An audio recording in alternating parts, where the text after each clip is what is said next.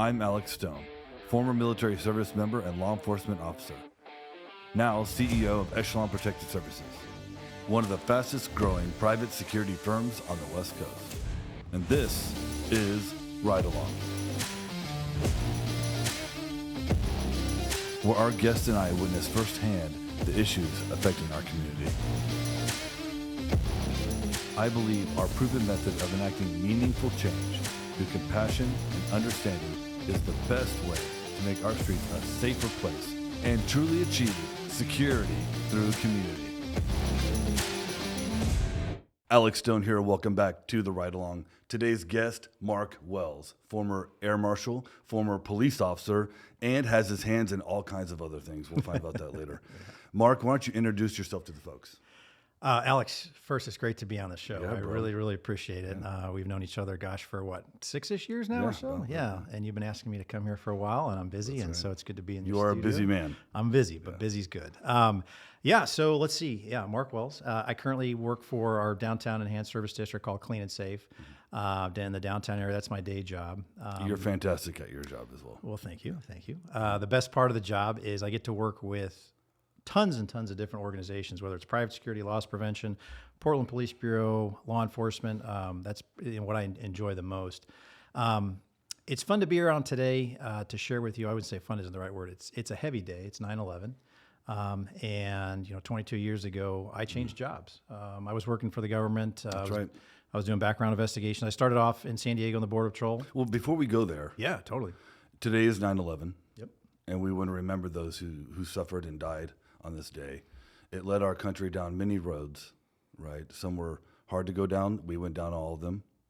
We're a different nation for it. I think mostly better, right? Where were you on 9/11? Yeah, and it was interesting. Last night I was watching some of the old footage from the news, watching it, and it's hard to see, of course. And you think of those days, like I remember when Ronald Reagan was shot. I was coming home from school, right? So you remember when the space shuttle blew up, right? All those different things. So I was literally in my apartment in San Diego. I was a background investigator for the government. Was about ready to go out and do field work. So I did pre-employment security clearance investigations or updates. Really cool job. That sounds fun. Yeah. Oh, it was awesome. I could be interviewing the captain of an aircraft carrier in the morning. Down SEAL teams did a lot of their 5-year updates. I'm sure. And all over, and then a brand new college grad that wants to be a customs agent doing their initial background. So I was literally packing my bags, getting ready to go out to do field work. Phone rang, and it was from my boss saying all military bases are closed. Wow. Have you seen the news? And I said, no, I haven't seen the news. So obviously hopped on the news, and like everybody around the country and the world stopped, paused, watched it. And so all the bases, because we did a lot of work for DOD, so all the bases were shut down. I was in my apartment watching it. My mom called from San Diego, talking to friends and family, and it changed the course of a lot of things for a lot of different people. Yeah. And I applied for the Air Marshal Service right when it opened up. It was a couple months afterwards. Yeah. And I actually came up to Portland. I took a transfer. So did you know, or you were like, I have to do something? Yeah, well, it was, and it was interesting. There was talk, because the first round of hiring for the air marshals was usually current federal law enforcement or people that had a top secret level clearance. Oh, I didn't know that. Yep.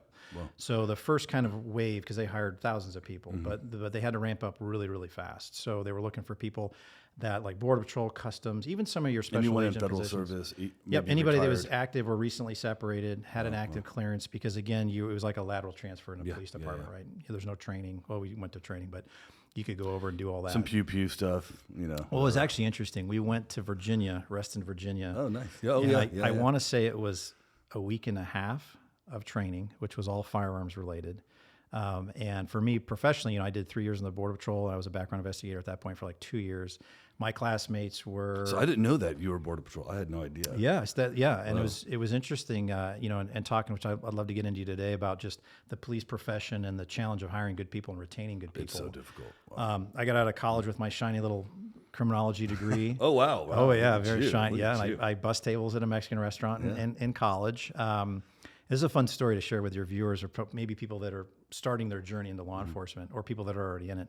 This was 1995-ish, 6. I'm 50, so I forget all Yeah, these yeah, dates. yeah. Bear with me. And literally, I had my shiny degree, and I started applying to police departments. And I remember I drove out I wanted to move maybe to Colorado. So I drove out in my parents' minivan, the wood siding, drove all the way out there, took the test for Arvada City Police Department. Yeah, yeah. And I thought, well, how hard it can be? I got a clean background. I got a bachelor's degree. Da, Before da, da. you arrive, you're thinking this on your way. Oh, there. yeah. I'm like, how hard, I'll go Oh, this will. apply. Yeah, and I'm yeah. stellar candidate. Exactly. Yeah. So, youth and naivete, right? Uh-huh. So I take the test. I go through. I made it through the written. Made it through the first round of interviews. Got invited back to the second round of interviews, and then after that, I got done. And the recruiting sergeant, comes out. He goes, "Oh, Mr. Wells, thanks for driving all the way out from San Diego, and you've got a good records, got your degree and everything else. But the applicant before you, to give you an idea of the people we hire." Just got out of the Army. He was an Army Ranger for 10 years. Wow. Has 2 master's degrees and speaks 3 languages. So you need to go back, get into the real world, volunteer, work, get told you that. Oh yeah, absolutely. Which I appreciate taking the time, right?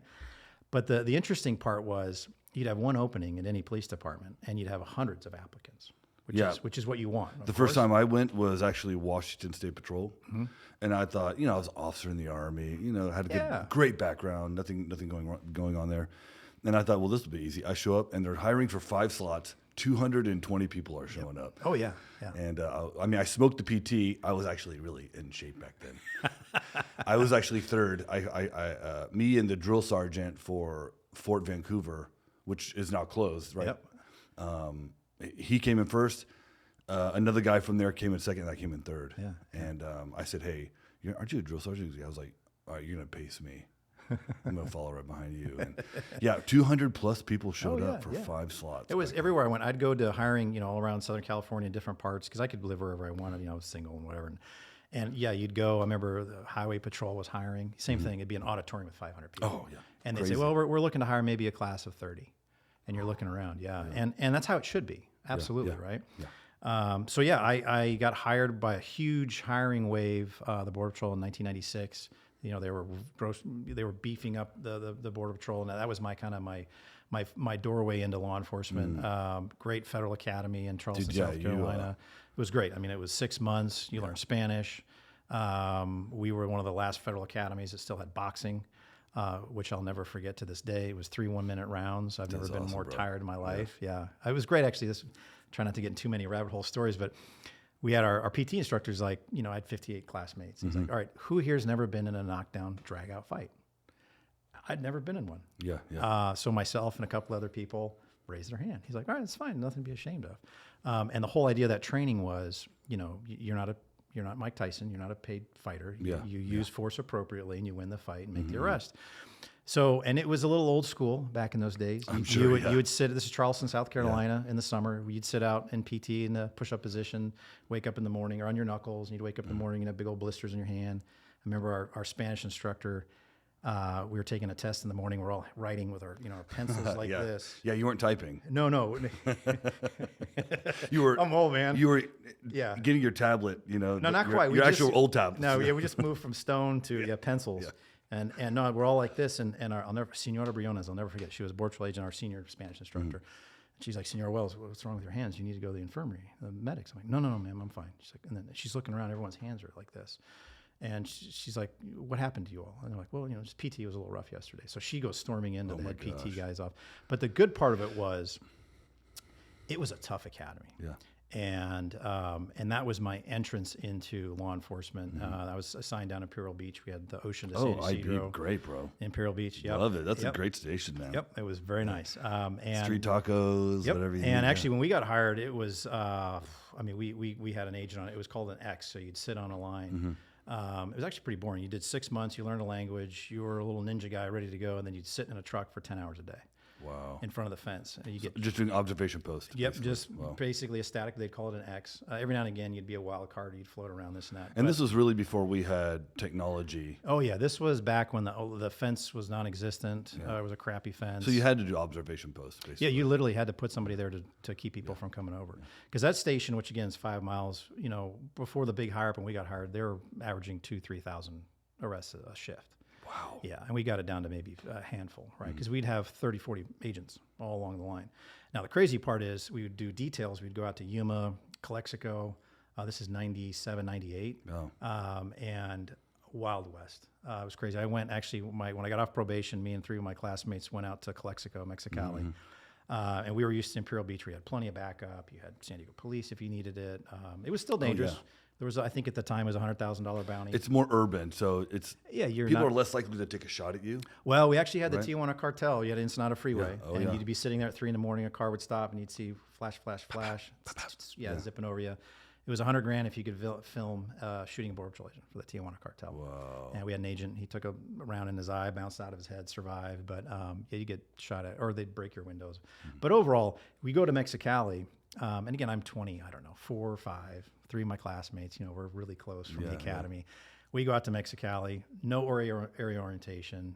They say, here's your keys. There's the fence. You're going to be between this area. Never been in this city in my life. Die. We worked from 6 p to 6 a.m. 6 days a week because they were getting so overrun. Wow. And it was insanity. I mean, you'd go through 6, 7 windshields a night. They'd put these long skewers underneath the fence, pop out your tires. You get out of the car, they'd rock you.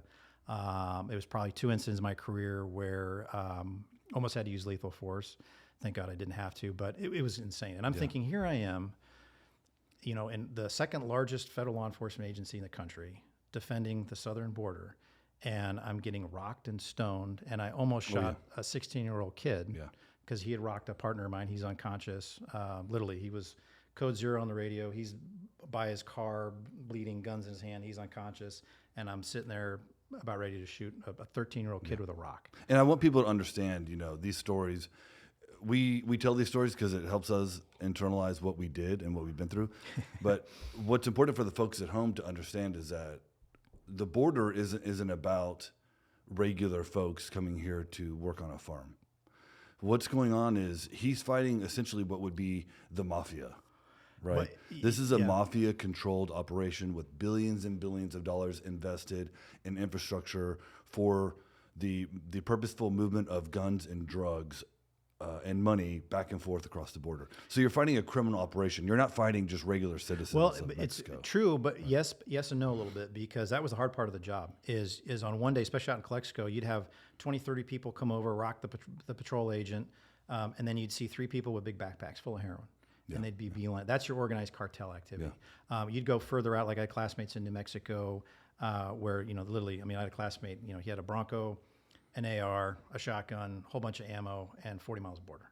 And he would track drug mules or cartel drug smugglers for days. With helicopters. Whole different job, much sexier than what I did in Imperial Beach. Interdiction. Yeah, but you're dealing, and the worst part were like the human smugglers. You would see little on the Tijuana River, and actually out in Mexicali, the river that ran through the city there. Hardest part of it, you'd see moms with little babies on trash bags, little newborn babies coming through. Totally disgusting, toxic water. And you'd go out in the woods or in the mountains, and you'd find 30, 40, 50, 100 people. As soon as the smuggler would hear the helicopter, know that we were on them, they would just abandon the people. So it was a mix of, you're dealing with, like you said, highly organized, very well-financed, armed, dangerous criminals with the drug cartel, drug smuggling. Then you've got the human smuggling where people will spend tens of thousands of dollars to smuggle a family member over, and they're just abandoned. So we actually had a whole... We had a human trafficker on. Oh, did you? Yeah. A buddy of mine, former gang member, his father was cartel, died in prison. Yeah. And he basically got out because he had to abandon a family of 5 in the desert. Yeah. Oh, no, it would happen. We had a whole unit of border patrol agents in bright red uniforms, and that's all they did. We had big water tanks. And so you would deal with that part of it, and then you would deal with just people literally trying to get across to get to work. And no criminal background. They're not criminals at all. No. And so as a law enforcement officer, you would deal with all 3 spectrums. And I was very passionate about, you talk to people, learn their story. I had one guy in Calexico, it's kind of funny. I arrested him 3 times in one shift. And the 3rd time we're driving back to the station, and he's like, very respectful. He's like, I need to get to work, sir. I'm like, where do you work? He's like, work at McDonald's. He's like, I'm gonna lose my job if I'm not there. Wow. And he's like, I got 2 brothers and this and that and blah, blah, blah. And so the emotional part of it, and I that position in the Border Patrol and the government, very much political law enforcement, very frustrating. You're serving it. What's more important than guarding the borders of your nation? It's probably the most politicized it's horrible. law enforcement agency in America. And then you'd get even worse. You'd have California. You'll love this story. So I spent a week at AR school in the academy, It's great. That's awesome. Yeah, it was awesome. Good training. Yeah, I mean, DPSST, you don't see in it until No your long agency. gun training there, yeah. Yeah. So And they're changing that. you're good. Yeah, But yeah. so you go through all this, and you have your own AR, all shiny. Your M4, we had M4s. This We're and that. changing it for private security as well. Well, We're doing a long arm, But long we, gun. but and we shotgun as a officer. as a border patrol agent in San Diego, you couldn't carry a long arm because that looked scary. Yeah, I mean, even though we average 2 to 3 shots fired incidents a month, people shooting at us, and you had a Beretta, or you had a shotgun with a slug if you wanted to take that 300-yard shot. Now, my buddy again in New Mexico and Arizona, you were not allowed to leave the station without the full kit and all that good stuff. Funny thing, after 9/11, a lot of my classmates were still border patrol agents, and I got a text. So same federal agency, but depending on the state Oh yeah. of your location, Oh, yeah. right, or where you're working. Like out Texas, New Mexico, it might be different now, but you had state peace officer reciprocity. So I'm a border patrol agent. I'm driving. There's nobody else around. I see a drunk driver. I pull him over. I can function as a state peace officer. And we had actually a buddy of mine did a traffic stop. Thought he was smuggling folks over, this and that. Turns out it wasn't anything else. And I remember the supervisor said, we had a briefing afterwards, and said, just remember, if you pull a car over and there's no immigration or drugs related in California, you're doing that as a private citizen. So you have no state peace officer authority. And so literally in our union, of course, is like, so it's your call and your judgment. And I had a buddy that worked out in Campo, East County, San Diego. It's real rural. I mean, you won't see a lot of people. And he's like, so if I see somebody swerving all over the road, obviously drunk, almost hitting people, and I turn my lights on and pull them over, I'm doing that as a private citizen. So something goes south and I have no coverage. Yeah, completely different, very political. It's stupid. I mean, really ridiculous. And not to mention constant, the average agent in San Diego sector, which was huge, was about 2 years. I made it almost 3. Huge turnover. And even now, they're 1,800 border patrol agents short, which kind of gets into that 1,800 short. Oh, yeah. Yeah, they're always short-staffed. Yeah. It was an off-duty border patrol agent that stopped a synagogue shooting in San Diego like 5 years ago. So some great folks down there. Yeah. And so that was, that got my foot in the door, the great training. And then, I was up. So you're already federal law enforcement. Yeah. But then I left that. I just got tired. And 9/11 happens. Well, no. So I left that. I was still in San Diego. Then I became a background investigator for the government, which again, I was telling about. One really cool job. You meet some of the most amazing people, and you get to see, when you're doing like a 5-year update for a secret or a top secret, you've got everything. You got their educational records, their resume. You're a very thorough individual as well. Oh yeah, well yeah, you should be. Yeah. And but it was fun because you meet really amazing people. Yeah, totally. And you'd screen out people that have no business applying for that job. So I got tired of San Diego. I called my boss, Ronnie. She was great. I said, hey, get me out of San Diego. I'm never gonna be able to afford to buy a house. Like all my border patrol buddies drove an hour and a half to Temecula to be able to afford a house. So she called me back. She goes, I got Denver, Portland, Oregon. I'm like, let's go to Portland. Yeah, nice. The beauties of being single, lots of time, money in the bank. Like, let's go to Portland. So I was here. I moved up January of right after 9/11. 2002. Kind of fun. Met my wife first day I was here. We've been married 19 years. So that's why I love this city. That's why I'm in this job I am now. Yeah, best thing I ever did was move to Portland. And then I think it was end of January, they opened up all the air marshal slots. I applied, and I think, 100,000 people applied. Like, I'll never get hired, right? That's Especially amazing. for that first round. Lucked out, got the call, went to rest in the hiring thing, and then got my duty assignment in Seattle. So then I moved up to Seattle, and I did that for almost 3 years after 9/11. Yeah, and then was very disenfranchised with federal law enforcement. They went from a strictly anti-terrorism job, and it was fun because again, the people that they hired, I had like I flew with a New York NYPD detective. I had an LAPD SWAT guy.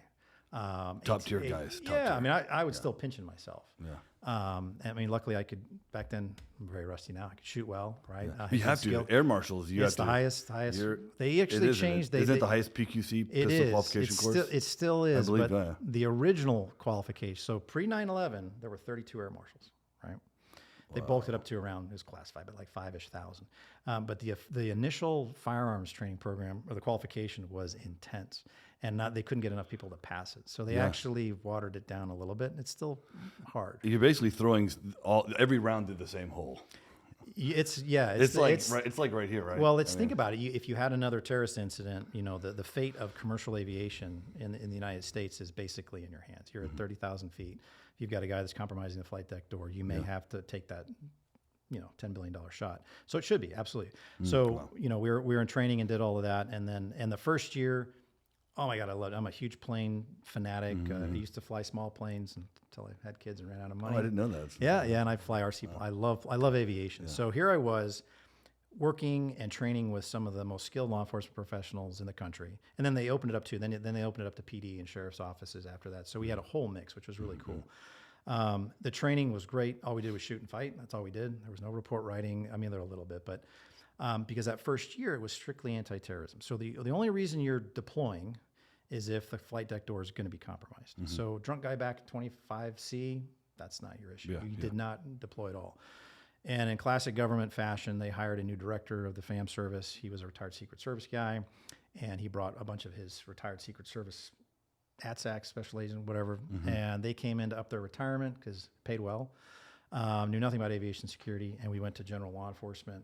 We had to, because pre this coming on, we would search the aircraft, brief the flight crew, and we had things happening that were not in the news that can't talk about in too much detail, but there was a reason for us to be on the planes. There was things happening after 9/11 that justified about it was $900 million program.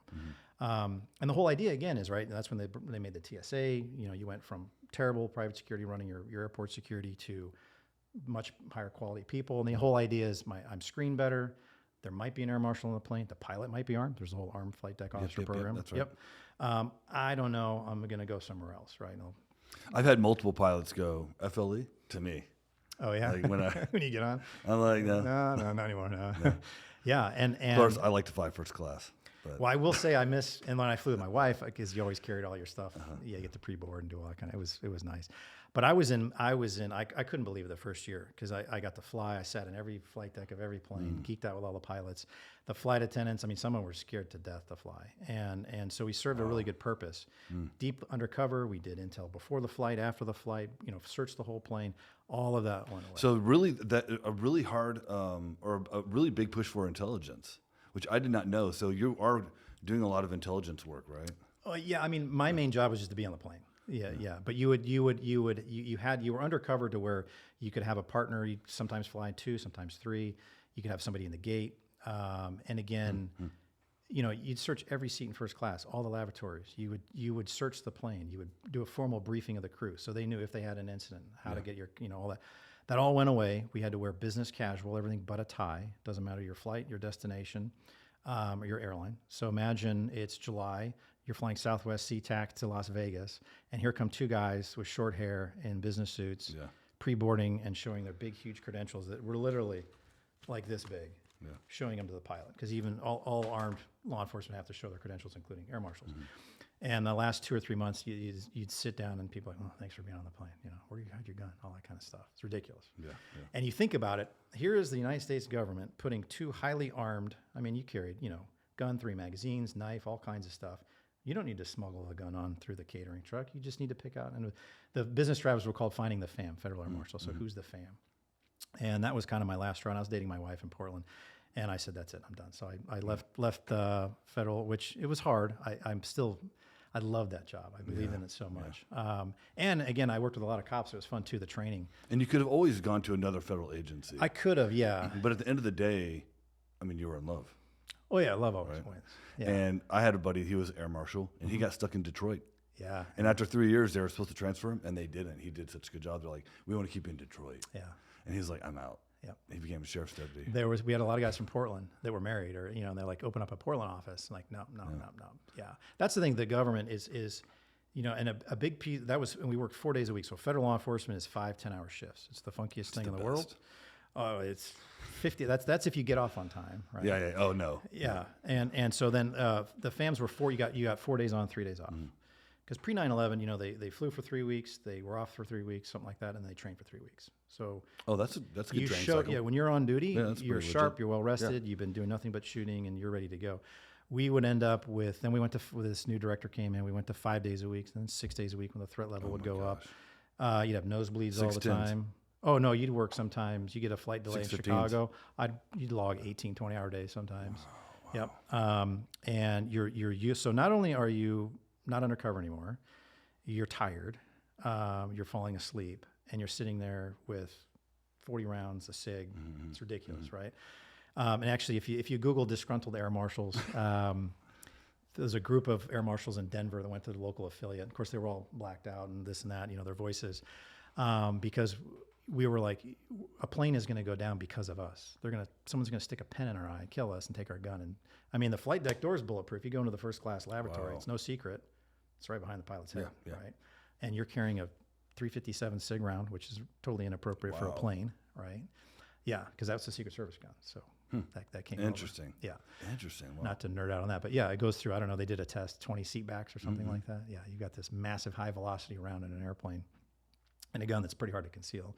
But yeah, you take our gun, go into the first class lavatory, unload your 3 magazines, you're done, you're toast. Yeah. So the union got involved. It was all over the media. USA Today was doing a bunch of profile, and thousands of air marshals left. And the Border Patrol, who lost a couple thousand agents, were smart. They said, we'll give you a promotion, your choice of duty station. So they all went back. And then a lot of the folks that came from PDs, they just went back. Yeah. And then a lot of people that stayed, not all, of course, but a lot of people stayed, making good money, don't have to write reports. I watch Netflix in first class. That's not who you want to be in the program, right? No. So, and it's evolved, and it's a much smaller program now. But so I left and then came here, got married, and then I was a cop down in Sherwood, Oregon. Yeah, so that's when you joined local PD. Local PD, which was... So you went from a Fed to a Fed to local PD. So explain, and Sherwood's a great little town here. I mean, it's a beautiful place to live. Yeah. And there's nothing bad I could say about Sherwood. But without getting into the politics in that town, just explain the transition and the difference between it's crazy being a Fed and then a local. Well, you go from a when I was in the Border Patrol, I think it was around 12,000 agents. It's up to almost 19 something thousand. Massive bureaucracy, right? And then same with the air marshals was big. And then you go to we were 25 sworn, I think. We'd have 2 officers on duty at any given time. I think the population was around 20,000. It was light years better. From the hiring, you were treated like a professional during the hiring. This is way before the staffing crisis. Yeah. And I think this is more apt to smaller PDs, but wonderful hiring. I went to Monmouth, the old DPSST. Oh, that's right. Yeah. We called it College with Guns. It was 10 weeks. Yeah, it was 10 weeks, which blew my mind.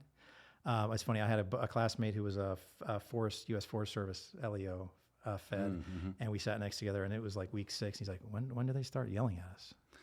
Wow, really? Oh, it was terrible. We did PT for an hour on Monday. That's it? Oh, yeah. Oh, wow. And then my other 3 classmates were right out of college, brand new, green as can be, Gresham PD. So they're going to graduate from 10 weeks of this, and on Monday be out working the street, an FTAP, field training program. So totally the academy. No, I know it's much different now. 2 days. Beautiful. You're doing jiu-jitsu twice a day. Yeah, it's light years better with PT in the middle of the day. But I still think, last I heard, it's still the second shortest police academy in the country. Average police academy is 20 to 26 weeks. I think we're 16 or 16 now. 16, still way too short. But Sherwood was great. A great place to be a cop. Was there, and then actually I bounced around.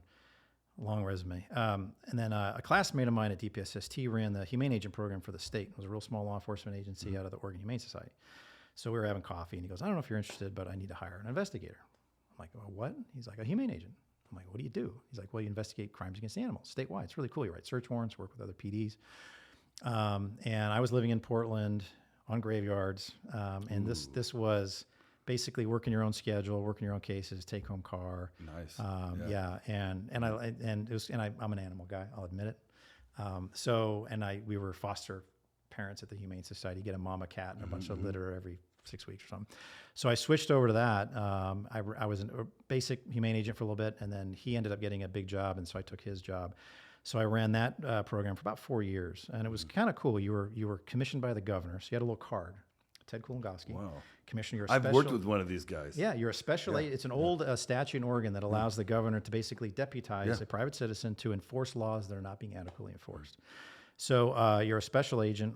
I managed 3 other sworn investigators, the support staff, and we did everything from your old senior citizen with dementia with too many cats that just needs to surrender the cats, all the way up to the hardcore gang member that's fighting dogs all over the country. We worked with U.S. Department of Ag. We did search warrants in different parts of the country, local stuff, worked with all the different agencies. Then you'd have like Yamhill County Sheriff would call you, say, "Mark, I've got 6 dead horses, 20 dying horses. What do I do?" Yeah. Then we'd show up, write the warrant, come in. You deal with child abuse, it's a tough job because you would see the ills of society in a different way as a street cop. And a lot of what we did is we would train district attorneys' offices and PDs to say, when you go on that neighbors kicking their dog, ask, do you have kids? Yeah, Can I see your kid? The correlation of domestic abuse with huge, animal abuse, Yep. it's almost 100%. It is. And it was fun because in Oregon, that's why animal abuse is a shall arrest offense. Which is one of the there's only 5 offenses. Not a lot of cops know that. I was a police officer in Oregon. I'm impressed. This is not staged for viewers. There's only 5 laws in Oregon that are shall arrest. And if you interview 10 cops, I bet you 8 don't know that. Animal abuse. Even animal neglect, your misdemeanor crimes. Even the misdemeanor neglect. You shall investigate as you would any other law. Yeah. And it's kind of like that because you want to create a cooling off period.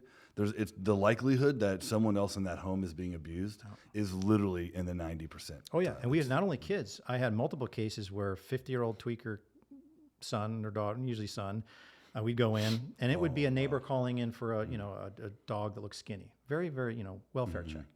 And then I'd hear somebody coughing in the back. Oh, who's that? Oh, it's my dad. Elder neglect. Yeah, and I go back and multiple times. So we would go back, work with Adult Protective Services or Child Protective Services, and this was the fun part of the job. We, the Humane Society, Humane Agent, would write the warrant for low-level animal neglect in the second degree, right? You're not providing your dog with shelter, right? Then we'd write all these people in, the local sheriff's office, and then we did probably the coolest one we did was with the East Precinct Neighborhood Response Team.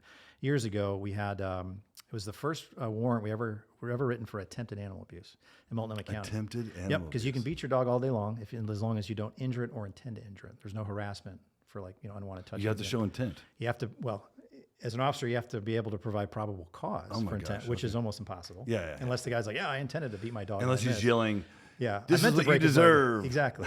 So we put a camera in the neighbor, who was our complainant, filmed this woman coming out with her 9-month-old baby, beating the living crap out of her pit bull named Rosie. And so I went to Multnomah County and gave him a shout out. I worked on a Sunday with a deputy DA. And she's like, what? Awesome. I need 1 scratch, 1 contusion, 1 bruise, and I've got all I need. So she wrote the warrant for attempted animal abuse. We served it with East Precinct Neighborhood Response Team. The boyfriend, known scary guy, neo-Nazi, this and that, had all kinds of things, fighting with the cops, weapons charges. And we knew the dogs were in the garage. We knew the 9-month-old was there. Child Protective Services had done like 12 unannounced visitations to do a welfare check on the baby. Yeah. They'd never answer the door. They're smart. Some criminals are smart, just don't answer the door. So again, we wrote them in the warrant, right? We knew there was drugs, so we wrote people, Portland Police into the warrant. So Austin, my investigator, who I hired, a great guy, we're good friends. It was his warrant, so he was at the door with PPB. I'm back with another one. And CPS is out on the street. They're ready to go, literally. And then he comes back and forth, doesn't listen, comes out with bear spray, yank him off the porch. Then she comes out, fights with everybody. She gets arrested. We go in, get the dog, and then CPS goes in, Child Protective Services goes in and gets the 9-month-old. So we got the dog surrendered, rehomed, kid taken out of the custody, and then all kinds of drugs and all kinds of stuff for the police to go in. Yeah.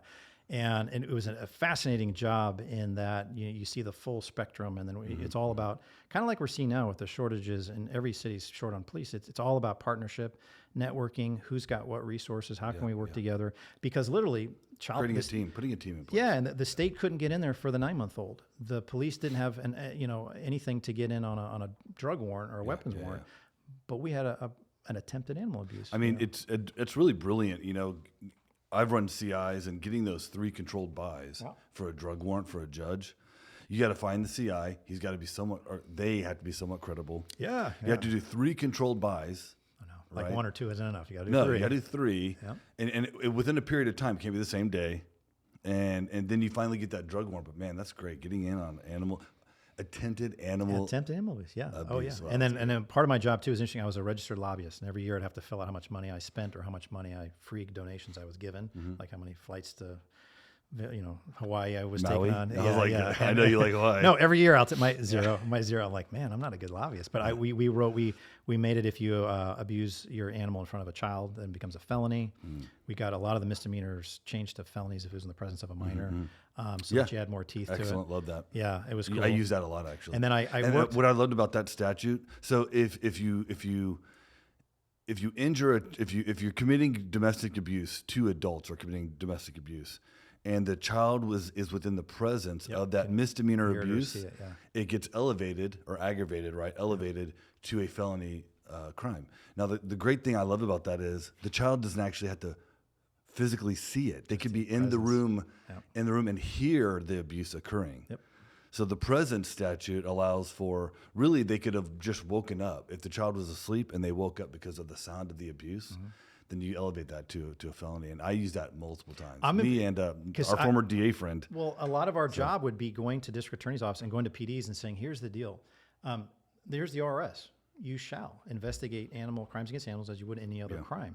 Now, you've got a small, understaffed sheriff's office, and they've got, horse neglect case, and horses are wildly they don't have the money. They don't have the money or the skills. They would call us and say, hey, we need help. And this is my next transition. So we worked a case. I got a call from a wonderful community service officer out in Hillsborough PD and said, hey, Mark, my name's Don, CSO out in Hillsborough PD. We've got this woman. She's got hundreds of rabbits. I need help. We're like, okay, yeah, no worries. Let's go. So we went out, talked to them, and they had a detective, and she had at least couple hundred rabbits. So they wrote the warrant. We were there to help with the evidence and just to take care of however many bunnies and this and that. It was the Miriam Sakowitz case. If you ever Google, it was a phenomenally, so we were there with the warrant. We served it. There was about 150 live rabbits, about 100 and plus dead rabbits. She had 5 refrigerators where the carcasses were. One was unplugged. Was she eating them or selling them? She's an animal hoarder. Yeah, it's a mental disorder, mental health. And she would feel, and it's very common. And that job was interesting. When it was the dog fighter or the dog abuser, then that's where the cop of me would come out, because I want you to go to jail. I want your animals. I want you to go to jail. When it's the animal hoarder, it's mental illness, right? It's these animals are better for me because if I take them to the shelter, they're just going to get killed. They're not mean, evil people. Do you do a POH at that point? Do you try to convince police officers? Some you can when you go on scene if it's really bad. So that's a statute that would allow a police officer to, rather than effect an arrest, to place someone under the medical care of a physician in order to do an observation period to detect how serious the mental illness is. If it's a grave mental illness, right, or if they're escalated to a point where they can't take care of themselves, or they're going to be a harm to someone else, then they would continue that care until the person becomes regulated. Right? It's called a police officer hold or physician's hold. And that's a great topic, and I mean, we probably need a whole nother episode on that, because downtown, right now, you have to be posing an imminent threat of serious physical injury and or death. Yeah, I'll talk that to death. No, I know that's a whole nother one, but no. So occasionally we would either call PD and ask them to do a POH if someone was, oh my God, you're going to take my dog, I'm going to kill myself. We would do that. But on this case, she wasn't, suicidal, but we went in there, and it was funny. One of the Hillsborough evidence texts, because each animal is a separate count. One count. Yeah, of course. I knew that was coming. Yeah, hundreds of counts, man. So you're a wannabe humane agent if you're your next life. Well, with the juvenile sex crimes, it's like every act that occurred outside of a certain time frame. And you had to count. So we had every neglected rabbit, which was all of them, and then every dead rabbit was a separate count of animal neglect, second degree, first degree, depending on. And so each body had to be opened up and tagged as evidence, and some of the evidence texts were like puke. It was nasty. These are folks that go to murders, and it was disgusting. So 12, 13-hour day, and then we leave, and we had one of the Hillsborough cops had some land, a farm, so we take all the 200 bunnies at the time there. And then now what do we do? And then so the Humane Society, we got a whole bunch of volunteers together. There's the Portland Rabbit Coalition, wonderful group of volunteers. We ended up putting them it was an old Soloflex factory in Hillsborough, all under lock and key, because they're all evidence. My 12-year-old has a rabbit at the home. There's people that have many of these rabbits. Yeah. So, and then we were there. Now, keep in mind, each live rabbit, right, is evidence. So when you have a gun, like say, this is the pen that was used in the murder. So I tag it, right? I give you a property receipt, and then it goes into evidence, right? And it might sit in that evidence locker for a year before trial. Forever. Animals can't do that, right? So we had to organize all the volunteers, feeding them every day. Wow. Yep. And then, of course, rabbits, the saying is true, 200 turned into about 280. Yeah. Yep. And then she actually found out where they were, broke in with a U-Haul, stole a whole bunch. Miss Sakowitz. Yes. Took them to... U-Hauled the bunnies away. Yeah, went up to... prison break for bunnies. Yes, yeah. Did she do it on Easter? Because this should be a movie. It could be a movie. This is like 101 Dalmatians. Yeah, it could. Right? She was checking in. The Easter Bunny breakout. She goes up. No, I never even thought it. She went up to just up into, I'm forgetting the town, up in Washington, about an hour north, and the hotel clerk checking, like, she looks kind of, what's going on? A lot of animals and stuff.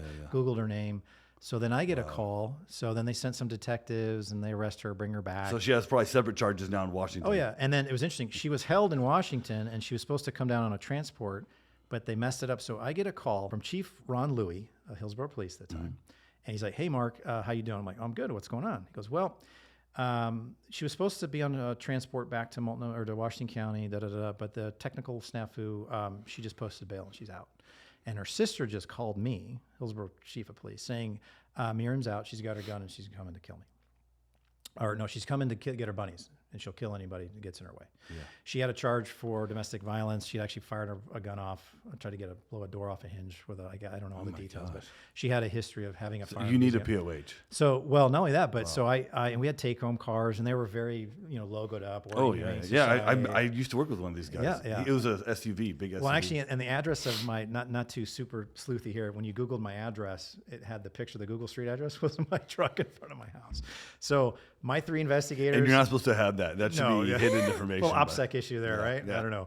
So I told my investigators, like, all right, trucks stay at the Humane Society, We actually had to put armed security at the Humane Society. Thankfully, they found her.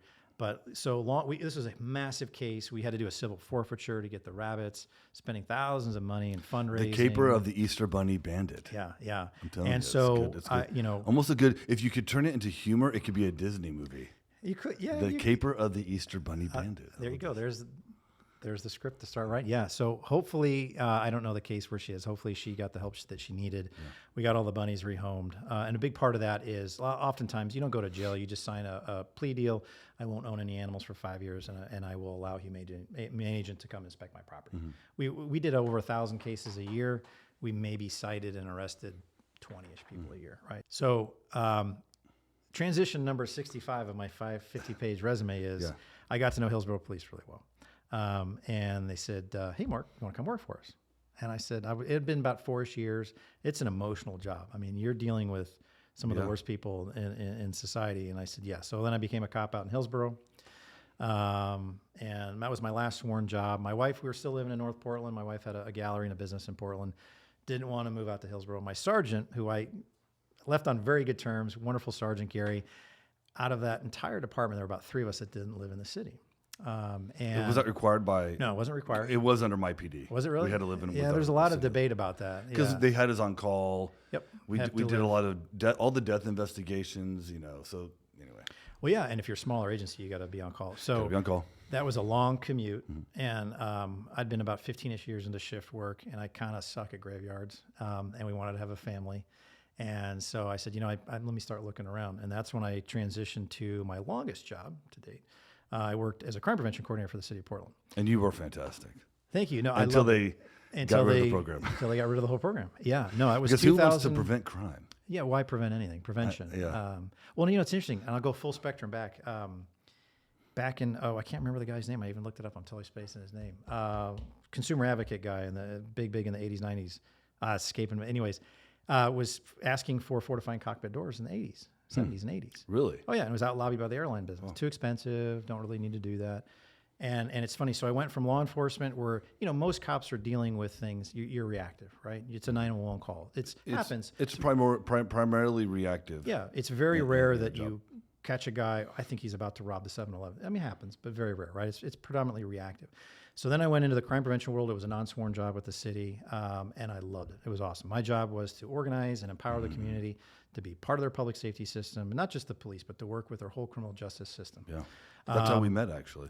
That's exactly how we met. Yep, I had an apartment watch that you had taken over, and it was interesting. Part of my job was doing security assessments.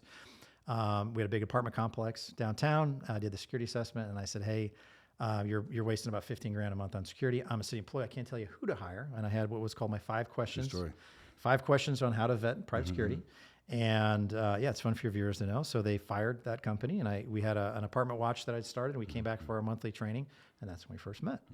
And you changed that whole place around insanely, right? And the fast forward 7 years. So that crime prevention job I loved because it was everything about what I loved about being a police officer, but then being a civilian and seeing that the police are the community and the community are the police. They have to be the same if you're going to be successful. And completely embedded and integrated. Yep. Yeah. And that's when you look at, and this was, way before George Floyd and this call for police reform, which put me, first in the line of, but And then in 2019, our commissioner in charge said, the police are bad. You can't work with the police. And we had 11 crime prevention coordinators, $2 million program. Myself and 8 or 9 other ones left. I went into private security, and we are seeing right now as a city, when you get rid of community policing and you get rid of crime prevention, it's terrible. So, and in fact, in my day job now, we're bringing back a lot of that community involvement. And it'll be interesting how that plays on. But so let's talk about that. Let me dig in there a little bit. So really, we're not going to go out in the community today because your current job would kind of preclude us going. We don't want to. Well, yeah. We don't want to go out in the community because there's some dynamics in place. It's best that we don't go out. So we're going to stay in the office today, and we're going to do what is more of an after action, right? So today's 9/11. We have 22 years since then. So when you look at law enforcement today and everything we've been through as a country these past 22 years, where are we when it comes to law enforcement? To Alex, that's such a good question. The enforcing model. I mean, number one, what about recruiting? Our recruiting standards and our ability to recruit. Where are we with that? Yeah. I mean, you've been a Fed, you've been a local guy, and I'm kind of interested in your thoughts. Like, how did we get to where we are? Yeah, it's a great question. I really worry about the profession of policing and the days of, my uncle was a cop, my dad was a cop. Hope my kids are cops. For large municipal policing, those days are gone. And like I said at the beginning of your show, it took me 2 years, right, pounding on every PD to try to get my foot in the door. Now, I'm hearing $25,000 signing bonuses for entry level police officers, right? That dynamic has changed so much. I know that city. That's paying that. Yeah, and I was writing it down before I came here. You look at some of the cities. So like Atlanta's 250 sworn short. Richmond, Virginia, smaller department, 150 short. Kansas City, 200. Portland, we're authorized to have 884 cops. We have 803, right? Wow. And that authorized number is way, way too low. That would only be, if we were at our authorized levels, we'd only be at 40% the FBI recommended level. 100%. We should have 1,600 cops. I use this statistic. I'm going actually to Milwaukee, Wisconsin next month for a best practices trip. They have less population by about 30 or 40,000. They have 1,800 cops. Wow. And Wisconsin, where? Milwaukee. Milwaukee, wow. Yeah. And now we have 803, of which 1 out of 8 in Portland Police is still in training status. Very, very young. And so part of it is a lot of agencies. And again, there's a, the George Floyd part, I kind of break it before that and then after that. Because there, some larger cities were, and Portland's kind of unique. We enjoyed 20 years of very low violent crime as opposed to other similar. We were a sites. village. Yeah, we were averaging 20, 25 homicides a year for a city of 600,000. That's unheard of any other comparable city. We had tremendous, and I saw that as a crime, tremendous drug field property crime. But you were safe. And that's relatively, Yeah, person crimes, very stranger on stranger, very low. And that's why city council, not to get into the politics of it locally, but city council just lowered the authorized number, and they could get away with it. And now all of a sudden, it's we need to hire more police. We froze recruiting in 2009. We froze recruiting in 2020. In my opinion, you never freeze recruiting in a large municipal police department. And then you look at kind of post George Floyd and that national justifiable call for police reform. On top of so definitely justified. What's that? Definitely justifiable calls. Oh yeah. I mean, and policing has to change. That's one thing that I think that people, even within law enforcement, we recognize this. And the parallel I like to draw to the need for reform within law enforcement is what occurred in the firehouse, right? During the 50s and 60s, when commercialized pressurized systems were available to put out fires rapidly in schools, right, and in factories, the fire department realized we're not really putting out a lot of fires anymore. Yeah. What are we going to do? Spending a lot of money driving ladder trucks to the heart attack. Yeah, so they decided to pull the medic unit out of the hospital, bring them into the community, and put them in the firehouse, right? And overnight, every firefighter became an EMT. And so that was a radical multidisciplinary approach, but it was needed. It was actually needed in order to continue to fund fires because house fires were still occurring. Yeah. You still need a fire department, but we can't justify. Yeah, 70% of your calls are medical. Yeah. Yeah. How do you justify just having firefighters, right? And so what does law enforcement have to do? We eventually have to realize, number one, because of all the decisions made by the Supreme Court, O'Connor v. Donaldson, that the primary healthcare worker on the street, the primary mental health care worker on the street is a police officer. Yeah, yeah. Right. And so when are we going to see those reforms, and what are those going to look like? Yeah, no, it's really, and I think Portland is unique in a lot of different ways, a lot of great ways. But when you look at the recovery and it's, so I try to always open my mind because I'm so busy with downtown Portland and Portland. But you look at any major American city, and police officers are all dealing with mental health crisis, Everyone, fentanyl crisis, all the time. right? And granted, some states do much better in mental health and social services than we do. I mean, we're usually at the bottom. But find me a large city police chief that doesn't have to worry about mental health issues, drug addiction issues. Even where I issues. worked, which was a small town, I would say 30% of what I did was social work. Yep, 100%. And I got out of policing in 2008. But I wasn't trained to do that. I had a background in that. I was going to say, I love chasing bank robbers. Yeah. I love chasing criminals. Mm-hmm. I did not love going to domestic violence calls and dealing with social service calls and the mentally ill bipolar person on Cornell Boulevard. I got the call. Hey, so and so's down at Safeway, and they opened up a bag of flour, and they're putting flour all over their naked body again. Yeah.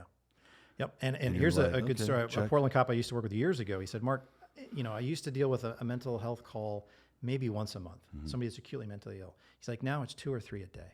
Yeah. It's like yesterday I had a naked woman, police officer hold, naked in the back of my squad car, throwing pee all over me. It's not why I became a cop. And so part of that, and it's a great question. I hope more people are asking that question, especially city leaders, police chiefs, sheriffs, organizations, because the change is for a while until or if this country rebuilds our mental health program and our addiction services. If you want to be a patrol officer in any medium to large size city, you need and deserve all of those kind of collateral skills and training because you're going to deal with them. You have to have them. But take Oregon, 16 weeks at the basic police academy, 16 weeks. You a lot of departments, it's a GED. Yeah. And we expect someone with a high school degree to get 16 weeks of training and then immediately go out on the street. And granted, if your viewers don't know, you have 3 or 4 months of field training. It's not like you're just off on your own. Yeah. But still, you're taking calls. You're in uniform. You're a cop, right? Yeah. And now you're supposed to interact with someone in acute mental illness with no resources. There's nobody else to call in a lot of our cities. And even here in Portland, we have Portland Street Response. It's building up. But 3 a.m. in the morning, most of the times, more than not, that police officer, that's like you said, you're the first line person. So a big part of it is it's in the recruiting. Who do you recruit to be a police officer? Mm-hmm. Why do you want to be a police officer? Do you understand the realities? That's one of my fears. A lot of people that we're hiring here in Portland and other cities, they might be coming in with the right intentions. They don't understand. They don't understand the job. They don't. And Hollywood's done, as you know really well, anybody that's, you watch Hollywood. I always love that movie, End of Watch. Great movie. Because what are they doing? They do paperwork. Yeah. There's a whole section is paperwork. And I always joke, my first chase in Sherwood was like 56 seconds. We had VCRs. That dates me a little bit. The little dash cams. What is that? It's a big tape with a little thing in it. Yeah. And I did paperwork for like 2 days. Yeah. 2 days for a 57-second chase. Yeah. So it's to answer your question. So it's recruiting. It's saying, why do you want to be a police officer? Yeah, there's some things that are fun and this and that. And there's a lot to that lifestyle that you need. You need organized people. You need type A people. You need people that are confident, right? Not cowboys, but confident. But you also need people that are educated, that have real world experience, and that realize that a big portion of my job is not the sexy stuff on Hollywood. It's dealing with people in the worst times with very little, if any, social service backup. And so you know what you're getting into the job. And then I would say the training part is huge too. When I was in college, you remember studying the police professionalism movement, and cops were always underpaid, very little education requirements, and it shifted, right? Late 80s, early 90s, a lot of PDs were putting in associate's degrees or full-time active military. And it's interesting. Portland, PPB used to be a 4-year degree. Then I went to a 2-year degree. That's right. And now I believe it's a GED. Yeah. Let me stop you real quick. Yeah. Because you talk so fast. I know. And I don't talk fast. I'm not hitting the microphone. Sorry. So one of the things I learned from my FTO, who did a fantastic job. I'd put him out there by name, but I don't like to do that to people. But I had a fantastic FTO, and he became one of my best friends actually. And what he told me was and I was a reserve. Luckily, I was a reserve for like 2 years, and I was going out 3 days a week. That's the best job interview in the world, right? Yeah. Exactly. And he told me, he said, he asked me, he goes, what do you think law enforcement, when we're out doing this stuff, right? And we were getting in chases. I mean, I was working, and he finally took me to a restaurant, and he goes, what do you think we're doing out there all these times? And we're doing these chases and we're arresting these people, right? And I go, well, we're just trying to find out who's Protect doing, and serve and protecting public. trying to find out who's doing the bad things and trying to make sure the bad people can't hurt, or the people who did the bad things can't hurt any people anymore. Yeah. And he goes, let me break it down for you, make it very simple. He goes, and what I'm about to tell you might shock your conscience, but this is the reality. And he said, the job of law enforcement is to know and be responsible for violating people's civil rights. Yeah. And to know how to do that legally and in a morally and ethically sound manner. Yeah. He goes, every time we stop someone, Alex, we're violating their rights. Yeah. Whether they're going 7 miles over the speed limit. You don't hear that in the police academy, too. Yeah, I didn't hear this in the police academy. No. And I thought about that. He goes, there's not a more sacred profession because the whole purpose of the United States was to grant freedoms and rights and liberties to individuals that no individual's ever had in the history of the yeah. planet. And it was pretty extreme, right? And it wasn't a perfect plan. No. Right. There were a lot of mess ups along the way, and different groups didn't receive those for a long time, and some are still receiving them. Right. But the job of law enforcement is to actually go against that tenet. Right. And to actually know when to stop someone's ability to have freedom. Yeah. And potentially use force. Right. Yeah.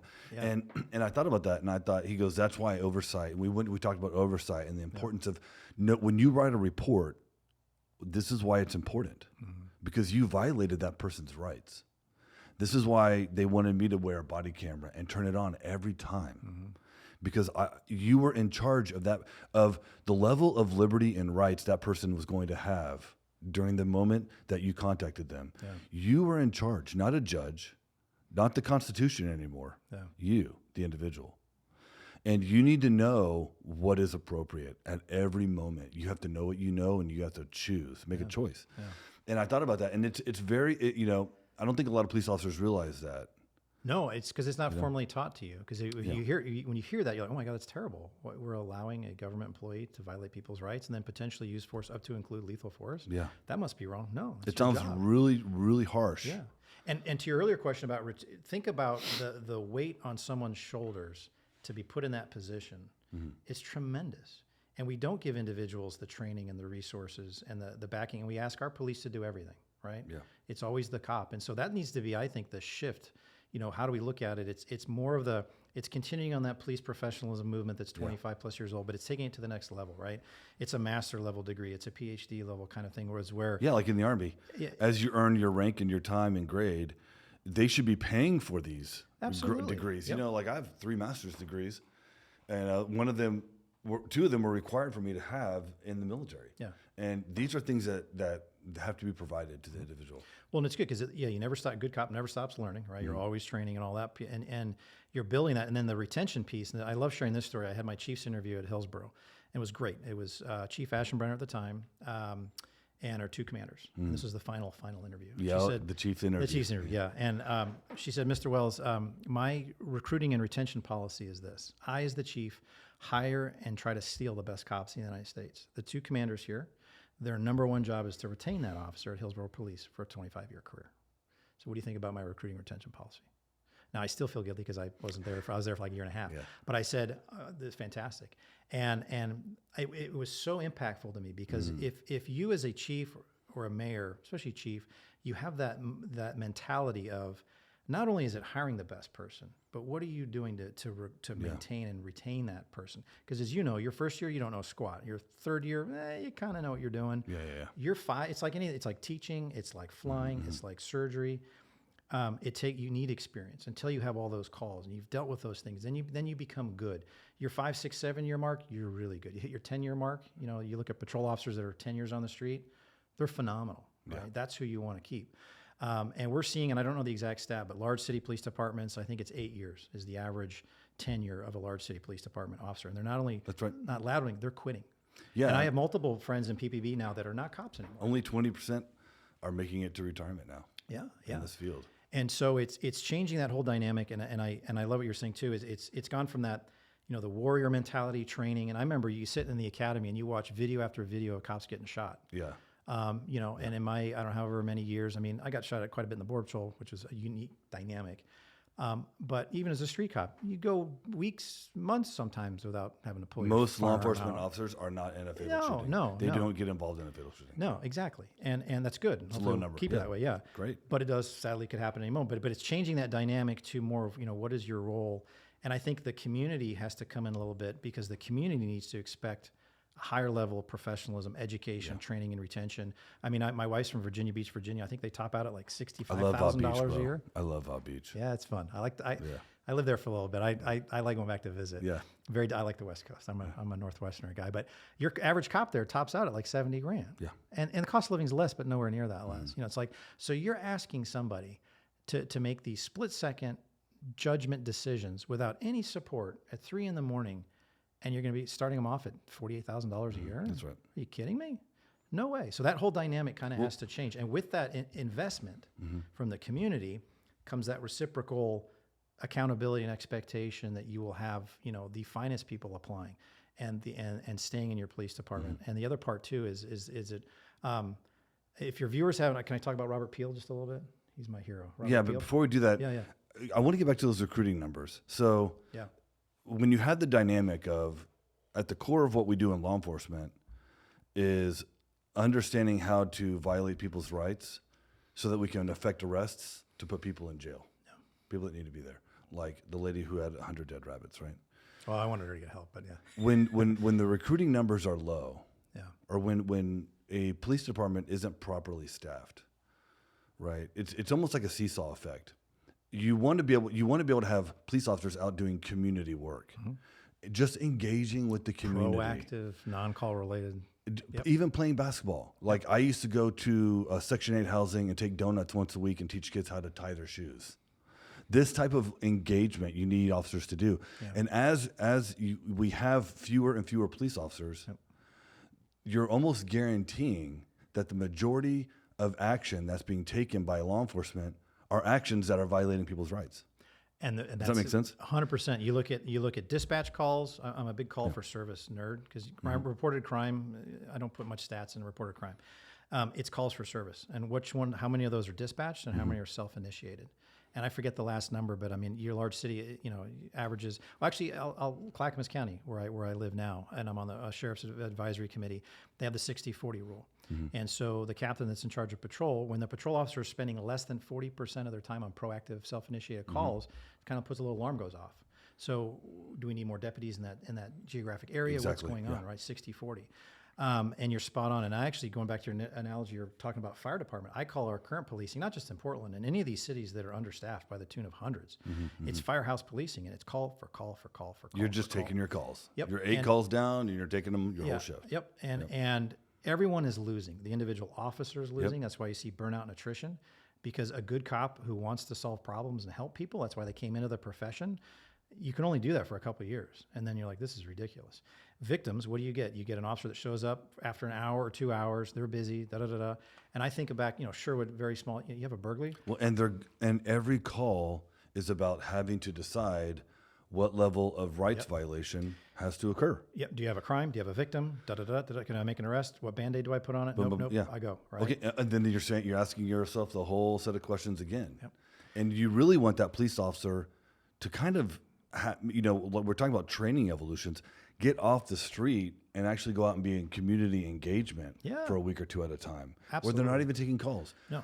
They're just going around engaging and helping people, being supportive and helpful in the community. And that's the whole dynamic. Because I'm a cop. I'm going to drive around my cop car, right? I'm a police officer. No, what about changing that dynamic? No, you're going to spend 2 years on a walking beat.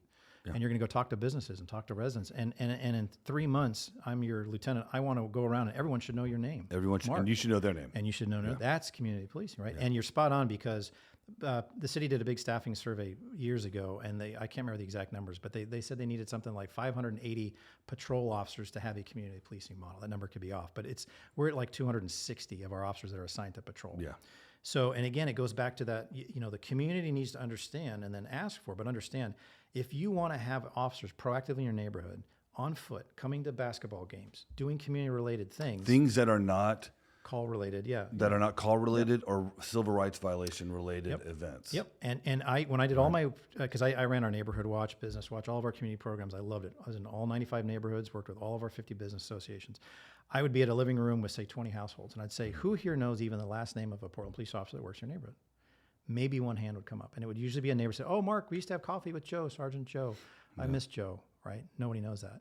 And these are all people that are getting together to start a neighborhood watch that are, for the most part, not all, but for the most part, pretty supportive of police, want police, need police.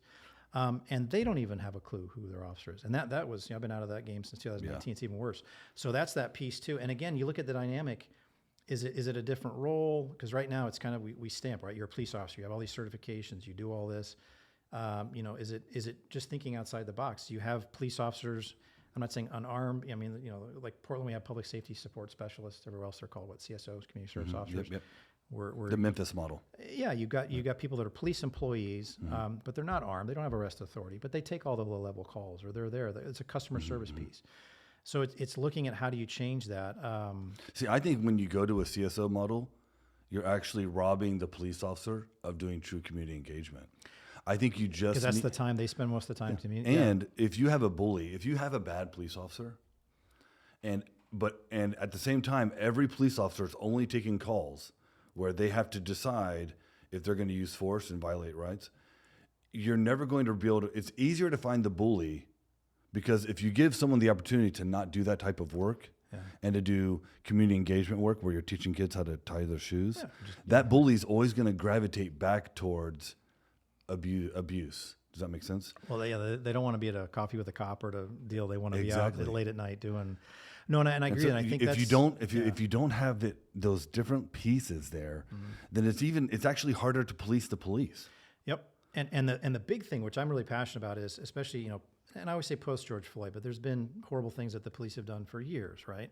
But if the community wants police reform, and if the community demands police reform, in my opinion, one of the strategic ways to do that is everything we've just talked about. You hire the best men and women out there that want to be police for the right reasons. You give them the best training, cutting edge training, and then that support throughout their career, and you know who they are. They're part of your community. And by that, you're right, the bad apples will naturally flush out. The culture, right? And I was pretty fortunate. I had one incident in the Border Patrol where I saw an agent using excessive force. I wrote up a statement, was part of the crew that turned him. I never saw things other than that, which wasn't horrible. I mean, it wasn't a fatality or anything. And in my PD career, I worked with really good guys. I never saw that. It might have existed. I don't know. But part of how you get to real police accountability and police reform is by having, all of these measures in place, so that it's this us versus them thing, which is just kind of going like this, comes back. I told, and I had one of the programs, I helped an individual get on city council, and I said, it was called Just One, was my idea. I still like this idea. I don't know see what your viewers think about it. Is if you live in a city and you want to get to know at least one police officer, that city, I don't care if it's city of 5,000, one cop, or LA, Portland, they should have a program where you can meet and get to know a police officer in a venue, in a form that you feel comfortable with.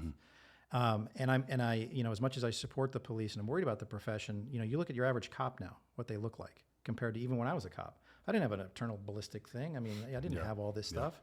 And you've got all these things and this and that.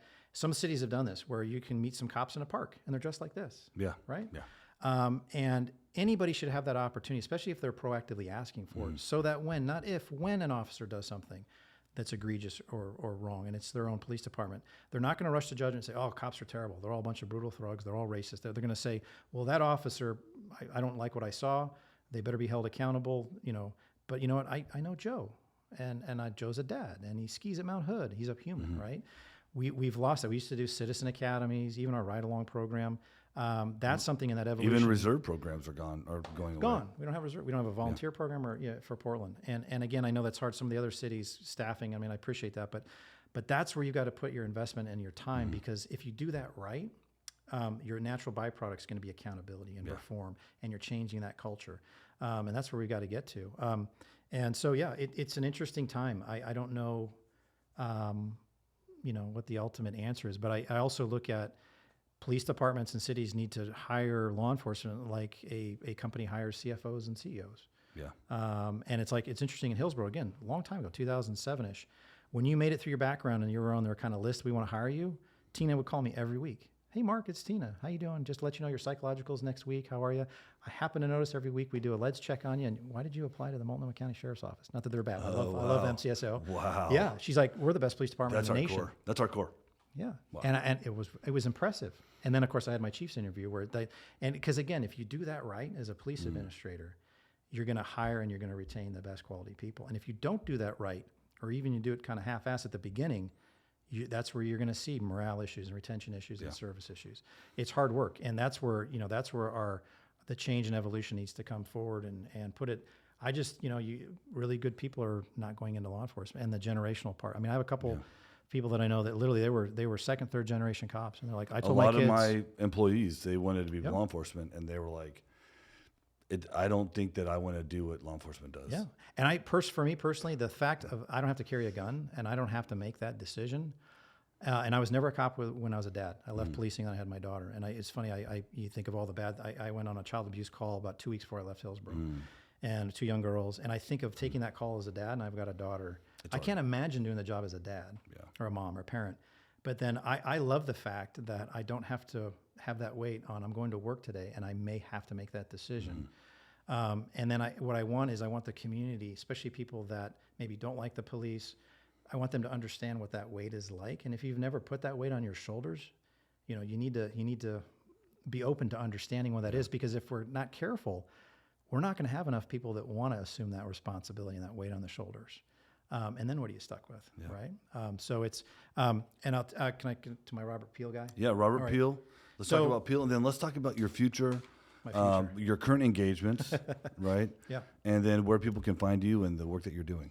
So let's get to Robert Peel. All right. So I studied Robert Peel, right, when I had a little shiny degree. Like, Robert Peel started the London Metropolitan Police Department in 1829. It's almost 200 years ago.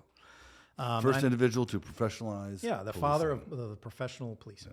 Yeah. So he's termed. And I remember reading it, in college. This is in the early 90s. God, I'm old. Early 90s. Yeah. Yeah, you are, dude.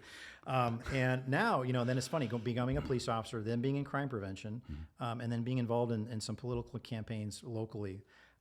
So if you don't know about Robert Peel, P-E-L, Robert Peel, he has 9 principles of policing. I won't read them all, but 2 that I really like. It says, to recognize always that the power of the police to fulfill their functions and duties is dependent on public approval of their existence, actions, and behavior, and on their ability to secure and maintain public respect. Wow. Yeah.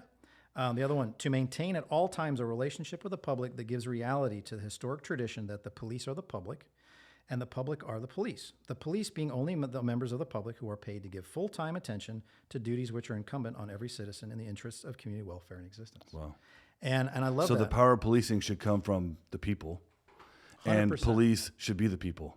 100%. Wow, that's great. Yep. And John F. Kennedy, I love quotes. He said, a community will get the type of law enforcement they demand.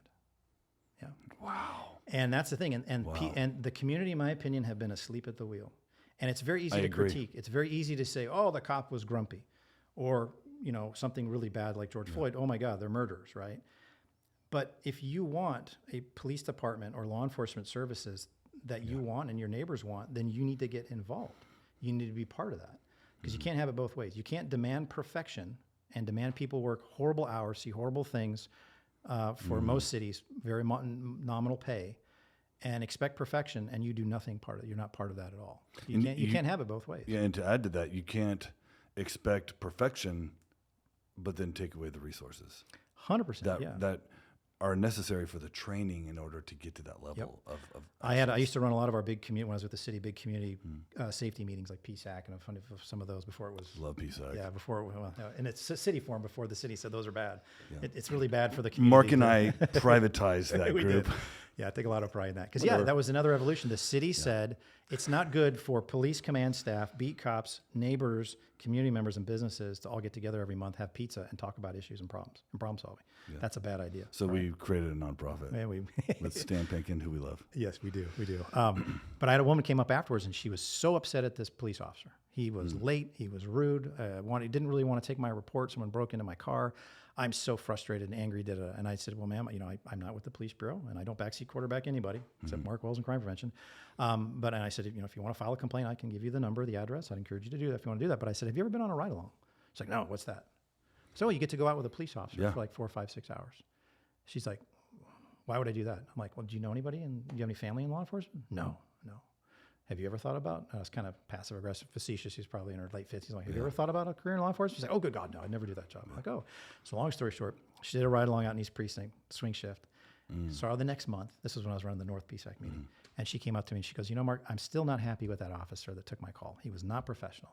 But I rode around with Sean in East Precinct. Holy crap. First call was a car crash and he's doing first aid. And then we got to go over and do this. And then we got to go over there and da-da-da. Then it was an attempted suicide in 3 hours and da-da-da. She's like, oh my, and he's the coolest guy in the world. I'm like, yes, they're humans, right? Yeah. And even though I catered to a very pro public safety, you know, part of the city, I loved it when I had someone who had, you know, issues or concerns and I would challenge them, like go on a ride along, get to know, you know, and every single time, you know, and again, I liked that she still was not happy with that service because, you know, you should still get good service. And I had another woman too. I said, you know, one of the hardest days in my law enforcement career was when I had to get a death notification. I said, I remember it like it was yesterday. Those are horrible. Yeah. It was the worst day. Yeah. It was worse than getting, well, not worse than getting shot at. That was still more scary. But I remember going in uniform with my sergeant, telling the mom that her son had just hung himself and she's grabbing onto me sobbing. Yeah. Sobbing. And I'm doing everything I can do to not cry. And I'm like, well, they don't train you for this. I had 3 deaths that I was responsible for in one shift. Oh, yeah. One was a teenager who committed suicide. Oh, yeah. And I had a woman and I explained, I said, you know, and I made this comment kind of, you know, I just said, well, I'm sorry the officer was rude, you know, or tired or whatever. But I said, you know, for all you know, he just came from a death notification and is having a tough day. She goes, what do you mean? Don't the chaplains do that or the EMTs do that? And I go, well, it depends on but no, sometimes you as a police officer. And I shared her with this story. Yeah. And she's like, I had no idea. I said, yeah. I said, I had to tell a mom that I found her son dead. I go, you don't see that in the Hollywood movies, you know? And so that's the evolution. Or tackling the father who's running to the vehicle where his teenage daughter just hit a tree and died. Yeah. And you don't want that father to see his daughter. Have that last image of, it's story after story. It's a tough job. No, it's a really hard job. And people, and again, and I'm really passionate about this, as you can tell. I slow down on my rate of speech when I... Yeah, you did. The community's got to get involved. The community's got to demand and expect professional law enforcement. They've got to be part of that. And if they don't, and the current staffing and challenges that we have, and it's mainly our large cities. You go to, you don't see that in the smaller cities, but our large cities, how can crime not go up? How are we not going to see more, recruitment problems and more retention issues when the community is just like, I want you to be perfect and I'm not going to be a part of it.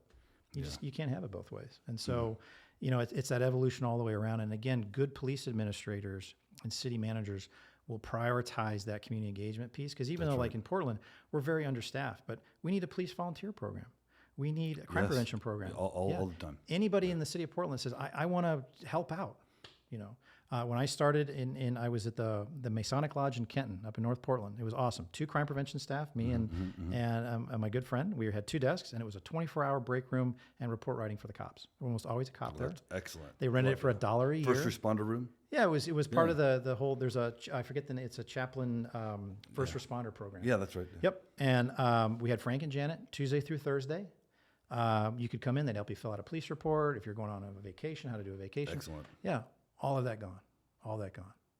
So, and that's the low-hanging fruit, right? That's easy stuff. So, so I'm optimistic, and we'll see what happens with things that go on. But it's definitely, and I think too, your average person, busy, never knew anything about police recruiting, and it takes 2 years to hire, train, and certify a police officer.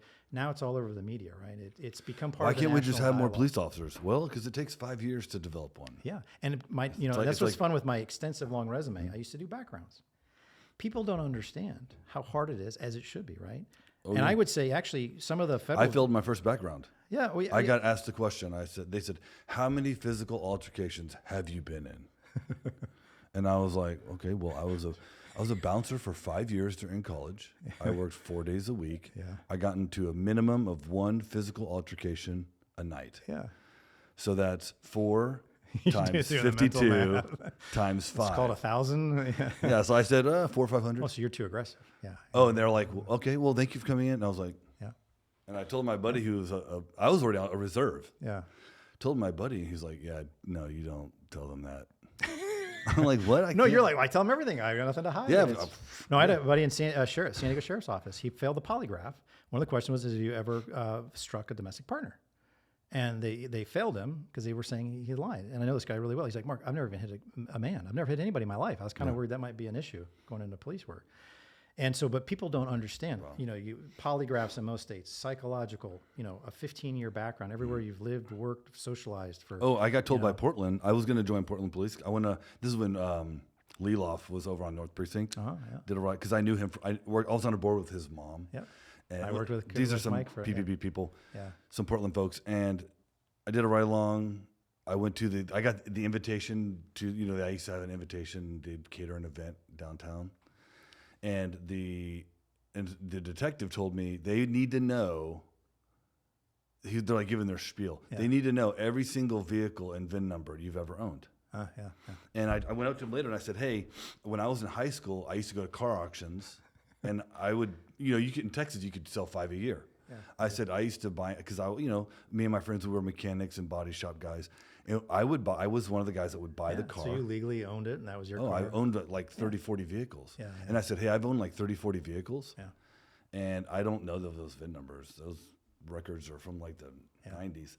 He goes, hey man, you seem like a really great guy. Don't put in for this job because I'll have to fill your background. True story. I applied for Portland Police. First, they told me about a year to get hired. And I was told the same thing. I was supposed to give them the name of every person I was in a significant romantic relationship ever. Yeah, correct. Because and now keep in mind, I left the government with a top secret clearance. Been very vetted. I had a top secret clearance. Yeah. I was a reserve. I was in the reserves as in the Army, and I was currently a reserve police officer. Was a background for that as well. Yeah. And I went through the Clackamas County Interagency. I did like a 250-hour program. Yeah. And it was funny. I'm like, first of all, you're not selling me that it's going to take a year. Second of all, I'll give you names, like current addresses, which means I'd have to call, find out somebody. And I said, you want me to tell my wife that I have to call women that I've had sex with and ask them where they live? Well, and for me personally, it was I had a high school relationship. I went into college. There's nothing bad. Nothing. Emotionally, my heart was broken. I didn't want to have to talk to her ever again. Right. Yeah. But it was interesting. I can't even have people like that on my Facebook page. Yeah, okay. but and then I got hired by Sherwood in like 6 weeks. Yeah. And that's the other part too, and it's changed a little bit. I mean, PPB and other larger agencies, they've changed the whole. Plus, when you have 100 applicants for one opening, you can be a little more cavalier and not, Well, my whole thing is, if these recruiting standards worked, then we wouldn't have bad apples in law enforcement. When I went through my psychological twice, once for Sherwood, I had to do it again for Hillsborough. And you go through all of that and you're like, yeah, how do, and I know it's like polygraphs. I know it's an imperfect science and that's why they're not in municipal court, but you would think that you wouldn't see the level. And I think it's definitely getting better, but you still see I think a level of criminality and just poor decision-making in even seasoned law enforcement. And you have to ask the question, so does that work? And that's another part of, going back to your original question, the evolution. Yeah. Are the screening tool, are we screening out good people? Like I remember I was going to apply to the FBI. If you smoke marijuana 14 times or more, you could never apply. So if I smoked pot 15 times, I could never become a special agent of the FBI. That's ridiculous, right? I didn't know that. I've never smoked marijuana. That was 25 years ago. Yeah. And I smoked marijuana, 6 times, I think. My last background, probably background investigators watching. You said 4 times. I don't know. I'm out of that world. I don't have to care. But that was the, and it's like, do we need to look at that? And agencies have, with like tattoos is a good example. Some like middle, yeah. But you'll see some cities where no tattoos above the neckline, right? This and that. And so that's that whole evolution of, very paramilitary warrior model to, if you want, again, going back to my man, Robert Peel here, if you want the police to be the community police, then guess what? Your cops should look like the community. These are great. For people on the street, these are great conversation starters. One of our best gang outreach police officers in Hillsborough was tatted up all over. Yeah, exactly. Phenomenal. He could walk into a school, get cred with kids more than I ever would looking like this, right? But that's the change is it should. But at the same time, and this is, as I know you know, and a lot of your viewers do too, is that's a really tough thing to do because at the end of the day, there are times as a police officer in law enforcement, you have to violate people's civil rights. You have to use force. And I think that, and I look at my time in federal law enforcement, I have a lot of friends that were like ATF and FBI, and it was funny because like I became a cop in Sherwood when I went to a domestic call. Literally it was like my partner, Jeremy, and 2 Tualatin cops show up. And I'm used to chasing 30 people in the woods in the Border Patrol with a Beretta and 2 magazines, right? And I'm like, I got 4 cops. This is amazing. Yeah. And then the other guy brings the shield out. I'm like, what the hell is that for? It's like, well, it's domestic. These things can be really dangerous. I'm like, okay. Yeah, totally. A shield. Yeah. That's funny. That's funny. I don't like shields. Oh, well. We had everything in Sherwood. Yeah. So, but you have to put all those things in place, right? Hiring these people, all these different things, so your police look like. But then at the end of the day, you know, you spend enough time in that job, you're going to have a significant incident. Hopefully not a shooting, but still a significant incident, and that's really hard to do. And I've heard anecdotally from different departments where I have friends that they'll hire people, first time they get spit on, they quit. First time they get pushed down, they quit. Yeah, they were great on paper. Buddy of mine's a sergeant. He got a phone call. No, he took a new recruit out. First time the person was riding, did the whole academy, the whole thing, and they went to they did a traffic stop, and the guy ended up having a warrant, and sergeant had to fight the guy, and the recruit did not jump in. Not engage, yeah. And the sergeant, after he got him in handcuffs, and said, "Hey, when we get back, we're gonna have a talk. We're gonna have a recruit discussion." And the recruit goes, "Yes, please take me back right now. I quit. Yeah. I didn't know I was gonna have to hit someone." Yeah. They're like, literally, I didn't know I was going to have to use force. Yeah. And so that's and again, when the force, and that's where if the community understands policing, that's where I love community citizen academies. You go out and you experience it. You know, you go through a consim thing, or you go through these dynamic scenarios, and you get to kind of feel that stress and anxiety. Again, always highest level of accountability, but you're going to understand the split second decisions you have to make, and the community is going to be a little bit more understanding of the process and what happens. And then when there's due process, and thank God for body cams, there's due process. And then you'll be able to say, yeah, you should not have used lethal force. You might be charged with a crime. Or you know what? Absolutely. And I remember right before I left Hillsborough, we had an officer was almost run over. It's a canine officer, domestic. I'll be real fast. So he was crossing the street. Suspect gets in the car, drives right at him. He had no place to go. Fired like 8 or 9 times. Guy took off, and then they couldn't find him that night. It was like a day-long manhunt all throughout Washington County. Finally found the guy.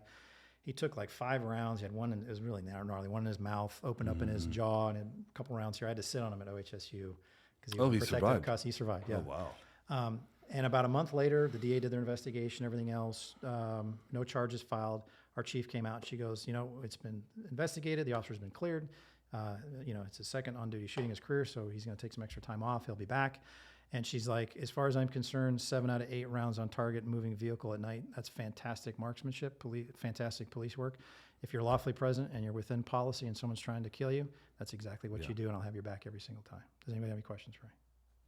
Wow. In a roll call. Roll call. That's amazing. And I'm like, no, right? So you have that confidence in a really scary thing. And that's the other part too, right? As much as we have to ask the right questions and do the investigations and not be, I mean, you look at how many police officers have been criminally charged in the last couple of years, and rightfully so. Dozens, yeah.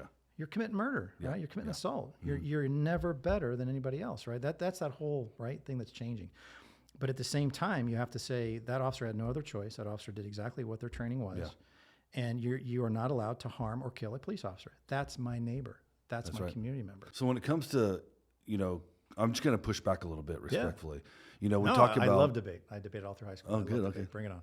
Well, maybe I'm just going to run away then. No. So you said that communities need to demand, or JFK, you're right, you're quoting JFK. Robert Kennedy, yep. Robert Kennedy. Yep. And, you know, communities get the type of policing that they demand. I'm going to push back, but I'm going to do it with a story. So maybe 4 or 5 months ago, one of my security guards calls me. And she goes, "Hey, Alex, you speak Spanish. Can you interpret for me? I don't know what's going on." And she puts a lady on the phone, and the lady told me she was at, I'm not going to mention the town, but there was a rural area in Washington State where she worked on a farm, a migrant worker, undocumented. And the police were called out because the person who's in charge of the undocumented farm workers was her boyfriend and beat her up pretty bad. And my guard had sent me photos. Her face was black and blue, right? And PD came out. PD talked to the owner of the farm, who is a very large farm. So they pay a lot of property tax. Right? You know where I'm going with this. I see a correlation between wealth and service delivered. Yeah. And so essentially within a 2-hour period, one of these, I almost said the name. One of the officers from this organization drove her to a larger city, put her on a train to Portland, gave her 2 $5 coupons to Subway, and said, "You're going to get on this train or we're going to deport you. Or you're going to, if we investigate this, you're going to be deported to Mexico." Yeah. So how is a person like that supposed to demand Yeah. that appropriate No, police? Alex, I'm glad you pushed back a little bit because it's easy for me, and I always try to remember, I'm a 6'1" white male ex-cop who have a lot of resources. I've got a good job, and if I have an issue with my police, yeah, I'll go down to my sheriff's office and talk to them. And so a little bit when I talked about community policing, the police of the community of the police. Part of that, the responsibility of police administrators and city administrators are making sure that they have programs and staff that are aware of that disparity and are doing tangible things to change that. And that starts with going out to your community. I go back Community engagement. Yeah, it's community engagement, right? And so when I was with the city of Portland, I worked in the Cully neighborhood, and I worked with the county and Hacienda CDC, large high density apartment complexes. And a lot of those folks were undocumented. Latino population. Yes, high yeah. Latino And they came from, and not just Southern America. I mean, I've worked with folks from Russia who were scared to death of the police because in Moscow, guess Very what? much so. A lot of my PI work are with Russians because they don't want to contact law enforcement. Yeah, because their experience of the police are horrible, horrendous, right? And so it was having a good community engagement program, the city's crime prevention program. I was able to go out, talk to the community leadership, and find out what the issue was. We had people who were victims of crime, some serious crimes, person crimes, and they were afraid that if they called the police, Portland police, they'd be deported. And in Oregon, there's a law that forbids Oregon peace officers from enforcing federal immigration laws. And there's a few carve-outs, but for the most part, no, right? So I worked with, and I had colleagues I worked with a crime prevention coordinator who was Mexican-American, spoke wonderful native Spanish.